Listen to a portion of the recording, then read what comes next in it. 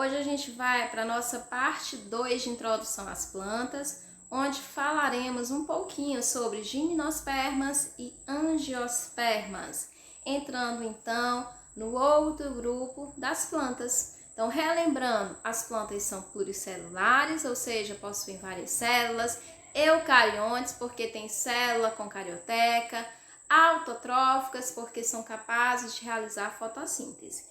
E hoje a gente vai falar sobre o grupo das fanerógamas, que são as plantas que possuem sementes, e também das plantas vasculares, porque possuem vasos condutores de seiva.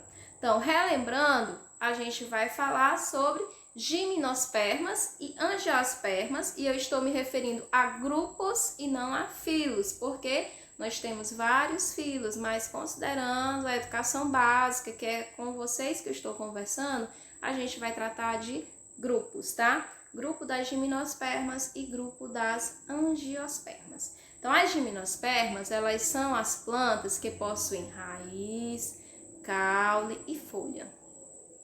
Ótimo! Isso aí as pteridófitas também já tem. E o que é que tem de diferente aqui nas gimnospermas? Olha só a palavrinha gimno, esperma. Esperma vem de sementes e gimno vem de nu. Então, gimnosperma significa dizer sementes nuas. Então, são plantas que já possuem sementes, tá? E elas também têm ramos reprodutivos com folhas modificadas, que são chamadas de estróbilos. Aqui na imagem a gente pode verificar um exemplo dessas gimnospermas, né? Que é bastante presente lá para a região sul do Brasil. Então, nas gimnospermas, como é que vai acontecer o ciclo de vida? Vamos acompanhar aqui, depois a gente vai ver o esquema. Então, o estróbilo masculino vai produzir o grão de pólen e o estróbilo feminino vai produzir óvulos. Legal! Então, aí a gente vai ter o quê? Uma reprodução sexuada. No interior do óvulo vai ter um grande esporo. E aí o estróbilo masculino vai se abrir, vai liberar os grãos de pólen. Esses grãos de pólen vão ser levados e aí chegando no localzinho correto da reprodução, vai haver a formação do tubo polínico e vai se originar o núcleo espermático, tá? E aí, então, o que é que vai acontecer? Esse tubo polínico vai crescer, vai alcançar o óvulo, vai jogar o núcleo espermático lá dentro. E lá no interior do óvulo, aquele grande esporo que a gente já viu na tela anterior, vai fazer o quê? O grande esporo, que ele abriga, se desenvolve, forma a estrutura que guarda a osfera, tá? Então, a osfera que é a célula reprodutora aí feminina das gimnospermas. Uma vez lá dentro do óvulo, esse núcleo espermático fecunda a osfera e nós temos então a formação do zigoto e, portanto, a formação do embrião e assim o desenvolvimento de uma nova gimnosperma. Então, isso que eu acabei de falar para vocês está aqui nesse esquema de ciclo, tá? Então, o que é que vai acontecer? Eu vou ter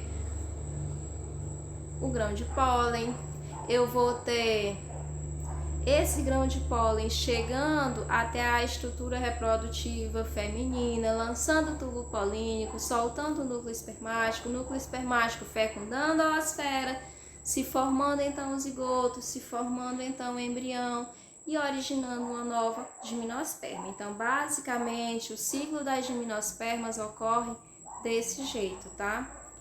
E as angiospermas, elas são plantas que possuem raiz, caule, folha, flor, semente e fruto. Então, a gente tem aí essas novidades da flor e do fruto. A gente diz, então, que nós temos elementos reprodutivos e elementos vegetativos. A angiosperma ela é considerada uma planta completa, porque ela vai ter os elementos reprodutivos, flor, fruto e semente, e vai ter os vegetativos, raiz, caule e folha, tá? Aqui a gente tem a representação da flor das angiospermas, né, que é essa novidade evolutiva. As flores elas têm cores variadas, cheiros variados, atrativos variados. Graças a isso é que ocorre a polinização, que é muito importante aí no ciclo de vida das angiospermas. Então, aqui nós temos para a visualização das partes, tá? os estames, que são as estruturas masculinas, tá? Que tá aqui na imagem abaixo, divididinho, que é o filete e a antera.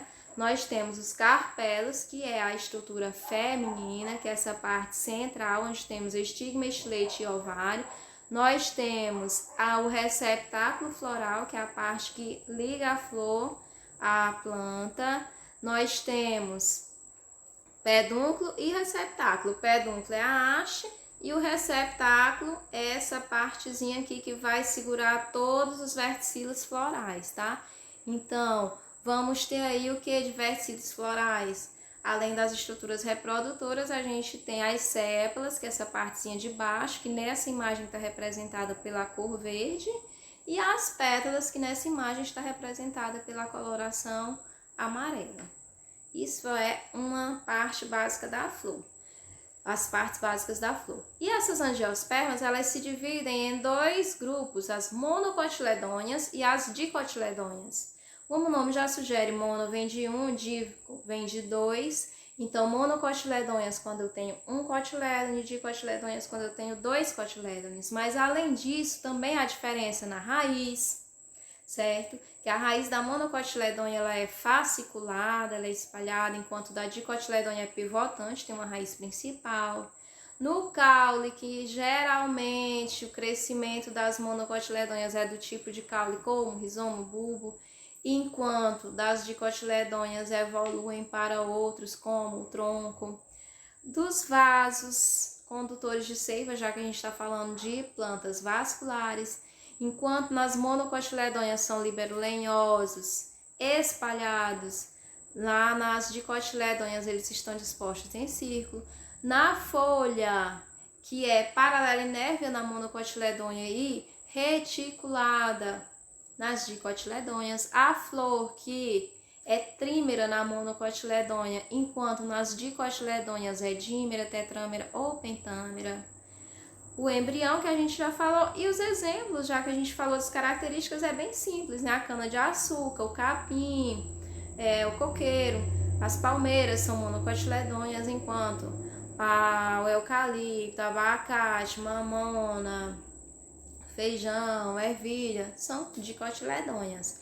Aqui a gente tem algumas imagens para visualizar essas diferenças. Ó, a raiz da monocotiledônea aqui, cabeleira ou fasciculada, e a segunda imagem pivotante, a gente vê a raiz principal.